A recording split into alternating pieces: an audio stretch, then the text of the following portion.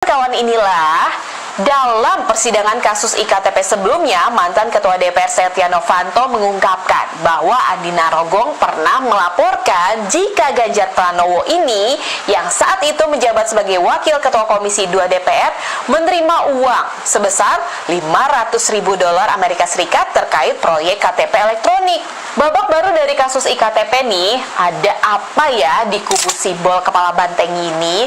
Kayaknya sedang diuji deh, atau sedang dijadikan sasaran politik ya?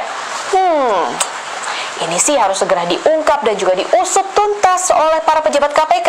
Jangan kayak yang udah-udah, kasus dugaan Pak Ganjar terima gratifikasi Bang Jateng.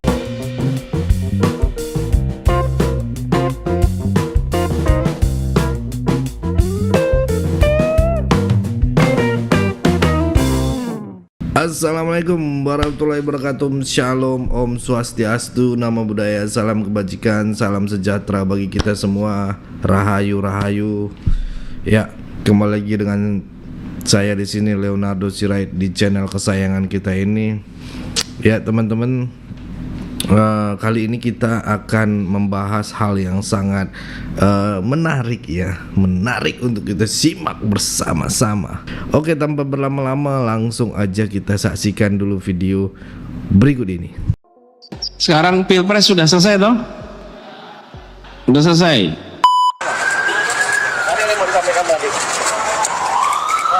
Nah, ini salah satu mantan terpidana kasus korupsi EKTP, itu Pak Andi Narogong yang kembali dipanggil. Semangat untuk KPK. Keluar sejak kapan? Kawan inilah pasti masih inget dong sama kasus korupsi mega proyek IKTP. Yes, Ketua DPR Setia Novanto yang drama penangkapannya bikin heboh. Sekarang kasusnya ini muncul lagi nih, dan KPK akan memanggil mantan Wakil Ketua Komisi 2 DPR RI. Siapa? Yes, betul, Ganjar Pranowo. Apa ya keterlibatan Ganjar? Tapi sebelum pemanggilan Ganjar nih, KPK sudah terlebih dahulu memanggil dan memeriksa pengusaha Andi Agustinus alias Andi Narogong untuk mendalami bukti-bukti dan juga sejumlah keterangan. Pihak KPK ini menyecar Andi Narogong terkait komitmen fee dari Direktur Utama PT Sandipala Artapura, Paulus Thanos, dan perusahaan konsorsium. Yang mengejutkan kawan inilah, dalam persidangan kasus iktp sebelumnya, mantan Ketua DPR Setia Novanto mengungkapkan bahwa Andi Narogong pernah melaporkan jika Ganjar Pranowo ini, yang saat itu menjabat sebagai Wakil Ketua Komisi 2 DPR, menerima uang sebesar $500.000 Amerika Serikat terkait proyek KTP elektronik. Babak baru dari kasus iktp nih, ada apa ya di kubu simbol kepala banteng ini? Kayaknya sedang diuji deh, atau sedang dijadikan sasaran politik ya?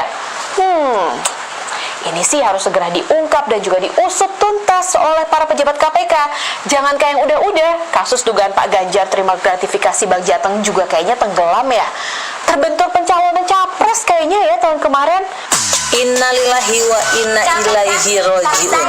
Viral, Ganjar Pranowo hapus tweet ketahuan gunakan dana Basnas sumbang kader PDIP. Bener-bener ya guys, ini adalah salah satu kesalahan yang besar yang gak boleh ditiru oleh pejabat manapun. Ganjar Pranowo menghapus tweetnya terkait bantuan renovasi kader partai PDI Perjuangan yang menggunakan dana Basnas setelah mendapatkan protes keras dari para netizen. Hasilnya cuitan. Nah, ini mudah-mudahan sih kalau kasus EKTP bisa dibongkar, kasus yang lainnya insya Allah bisa terbongkar juga. Jadi harus kita support, harus kita dukung dong. Tersebut dihapus. Gue bener-bener gak ngerti ya guys ya sama orang satu ini. Kerjaan main medsos, bukannya fokus ngurusin warga Jawa Tengah. Tuh lihat tuh Pak Semarang lagi banjir, ini malah sibuk main medsos terus. Padahal dia itu digaji pakai duit rakyat, pakai uang rakyat. Bukannya kerja urus warga, malah sibuk main medsos. Akhirnya apa? Kena batunya kan dia. Lagian Pak Bapak emang gak tahu aturan apa ya? Basnas itu diperuntukkan dananya untuk orang-orang yang gak mampu Pak. Dan yang nyumbang Basnas itu bukan dari satu golongan, bukan dari satu partai, dari segala kalangan. Jadi gak bisa yang namanya Basnas itu dananya untuk kader partai. Kalau emang urusannya partai, ya dananya dari partai, bukan dari Basnas, Pak. Saya yakin PDI Perjuangan yang diketuai oleh Ibu Megawati Soekarno Putri pasti selalu mengajarkan dan menanamkan hal-hal yang baik kepada kadernya. Dan mungkin ini adalah salah satu kader yang sangat ngeyel. Entah karena dia nggak tahu aturan atau terlalu nafsu pengen pamer di medsos kalau dia tuh nyumbang. Nggak taunya pakai Basnas, bro. Ini benar-benar suatu kesalahan yang besar yang dilakukan oleh pejabat yang nggak boleh dicontoh oleh pejabat manapun. Dan gue jadi bingung, apakah si rambut putih satu ini yang waktu itu di-endorse sampai disebut-sebut di GBK? Apa yang kayak gini yang di-endorse gitu? Bener-bener ini udah kelewatan dan nggak boleh hal ini terjadi atau dicontoh dan diikuti oleh pejabat manapun. Dana Basnas untuk semua kalangan, untuk rakyat yang tidak mampu, bukan untuk golongan, apalagi untuk kader partai. Apel di depan saya dan saya langsung meminta agar saya dan tim Mata Najwa bisa ikut ke dalam blok timur dan blok barat.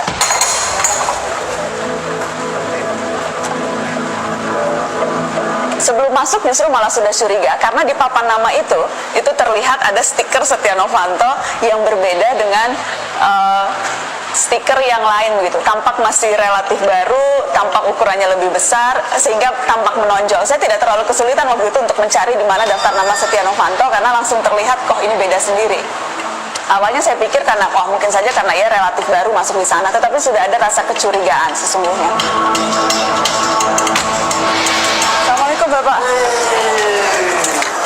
Ketika masih berdiri di depan pintu, ketika sebelum petugas mengetok tok kamar Setia Novanto, memang kecurigaan berikutnya adalah ketika tampak Pak Setia Novanto sangat siap dalam tanda kutip begitu ya, menyambut tim sidak dan juga kamera. Halo, apa kabar? Silahkan masuk. Boleh masuk Bapak? Boleh ya? Sebetulnya kamar Setia Novanto itu kamar kedua. Kamar pertama justru kamar Lutfi Hasan Ishak, kamar mantan Presiden PKS. Jadi saya sudah dapat gambaran bagaimana sel politisi yang ketika itu menurut saya lumayan. Waduh, jadi inilah alasan mengapa korupsi di negara ini tak pernah berhenti dan tak pernah selesai. Mewah begitu ya. Lagi apa Bapak? Biasa roda-roda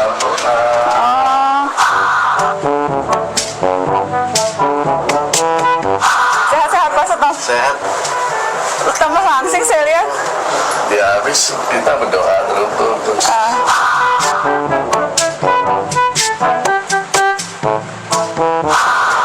Pagi jam 3 bangun doa sampai subuh. Itu terus sampai olahraga.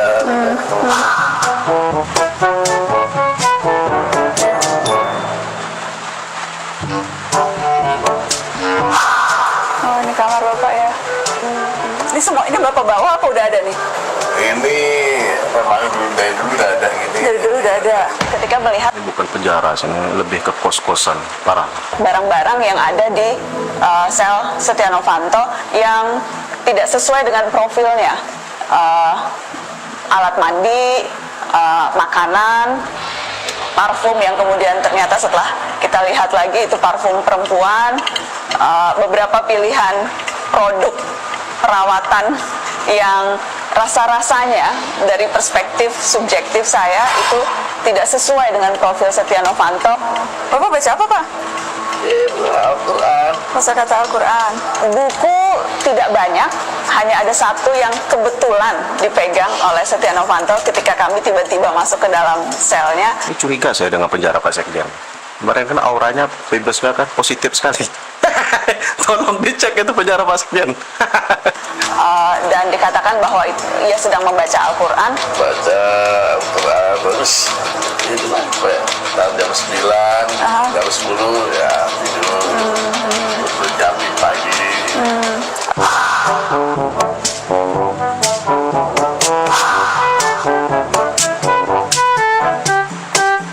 Terus itu juga Pak, Boleh. yang kalapas tiba-tiba ditangkap KPK, Pak Setnov tahu apa? Sempat dengar-dengar nggak? Saya sih terus terang itu agak kaget ya. Padahal untuk kalapas tuh baik gitu.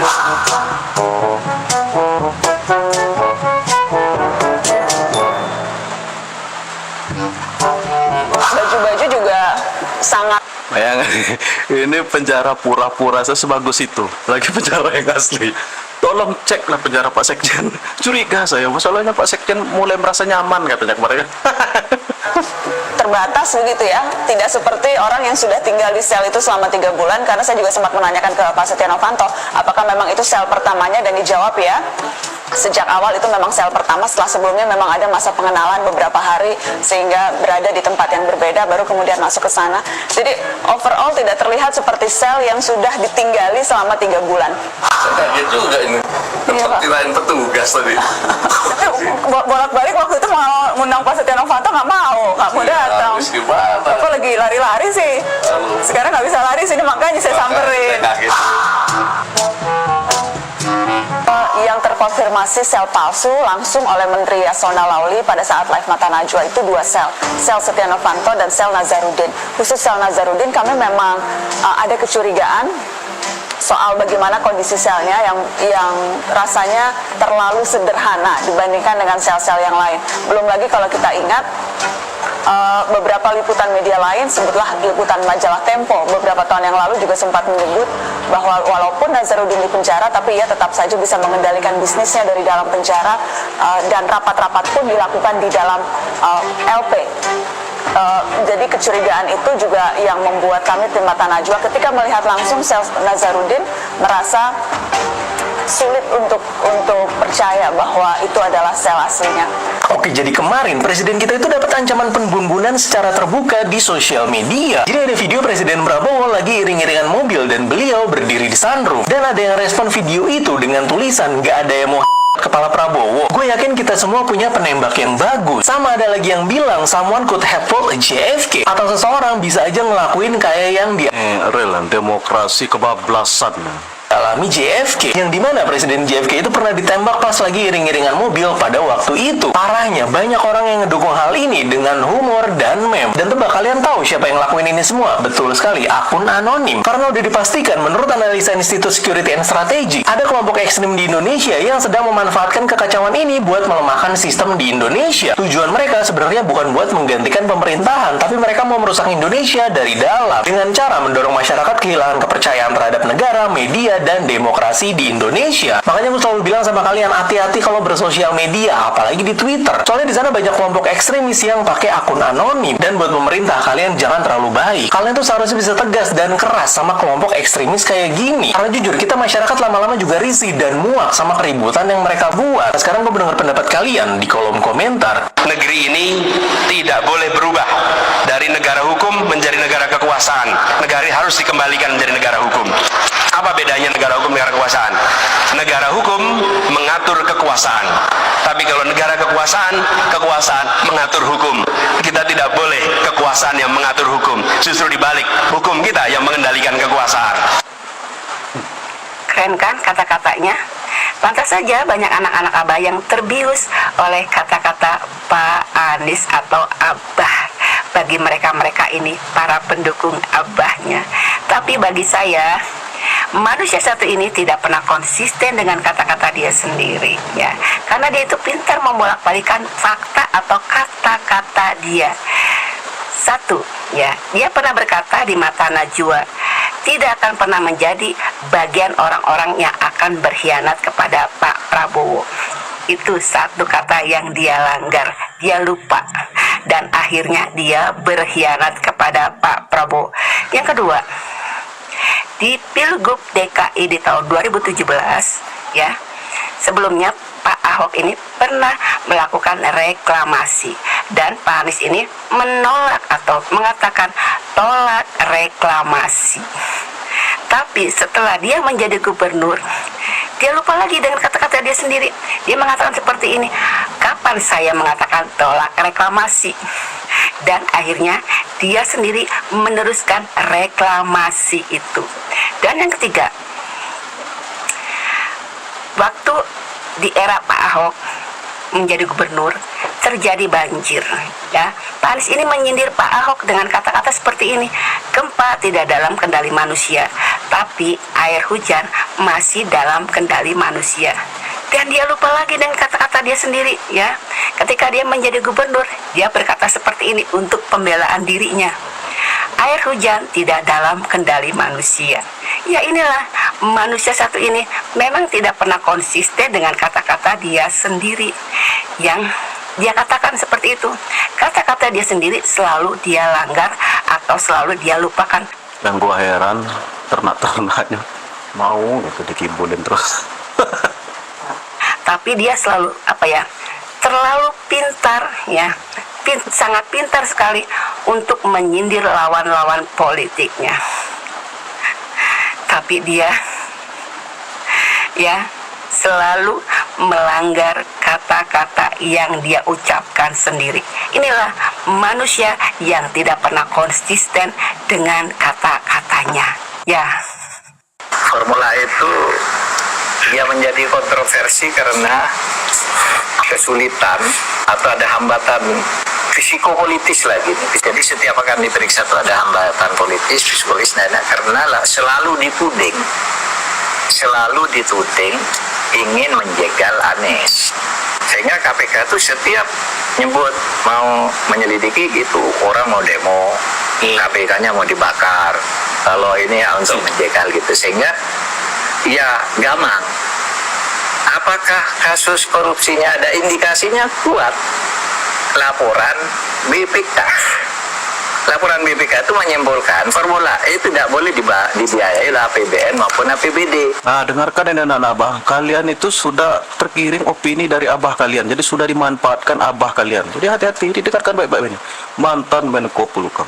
Firm itu ya? Firm, karena menurut undang-undang yang boleh dibiayai oleh APBN itu undang-undang olahraga tertentu yang disukai rakyat secara masif, sepak bola, voli, bulu tangkis, sirkuit itu tidak ada.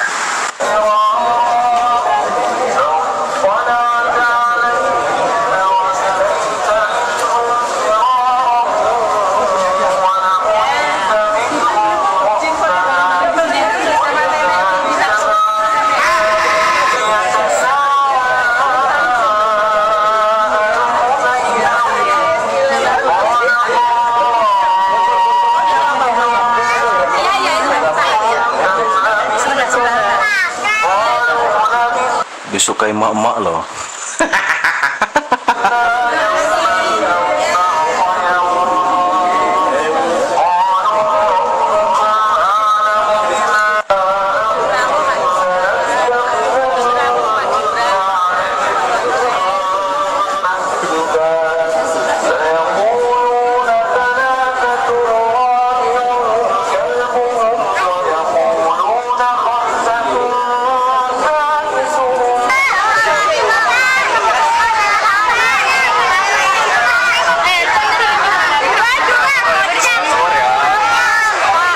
Hati-hati semua anak-anak ya, jangan ikut-ikut hal-hal yang negatif. Kalian harus belajar yang baik. Masa depan Anda cerah, masa depan Indonesia cerah, dan ini semua kita di sini semua adalah untuk bekerja menyiapkan masa depan anak-anak yang lebih baik. Terima kasih Menteri Komdiji, Menko, dan semua menteri. Terima kasih tokoh-tokoh yang menghasilkan tata kelola ini. Dan dengan demikian, dengan mengucap Bismillahirrahmanirrahim, pada hari ini Jumat tanggal 28 Maret tahun 2025, saya Presiden Republik Indonesia Prabowo Subianto mensahkan peraturan pemerintah tentang tata kelola penyelenggaraan sistem elektronik dalam perlindungan. Itulah tadi beberapa video yang bisa kita simak ya, yang bisa kita saksikan pada kesempatan kali ini. Oke, cukup segitu dulu teman-teman. Berikan tanggapan teman-teman yang menonton video ini bagaimana ya. Boleh berikan pandangan kalian lah sebanyak-banyaknya. Jangan cuma sekedar jadi penonton, ayo menjadi tuntunan juga ya. Pesan saya pokoknya tetap jaga persatuan Indonesia. Jangan mau dipecah belah, jangan mau diadu domba, karena NKRI harga mati. Saya Leonardo Sirain mohon undur diri. Bye bye. Jangan lupa subscribe dan share video ini. Bye bye.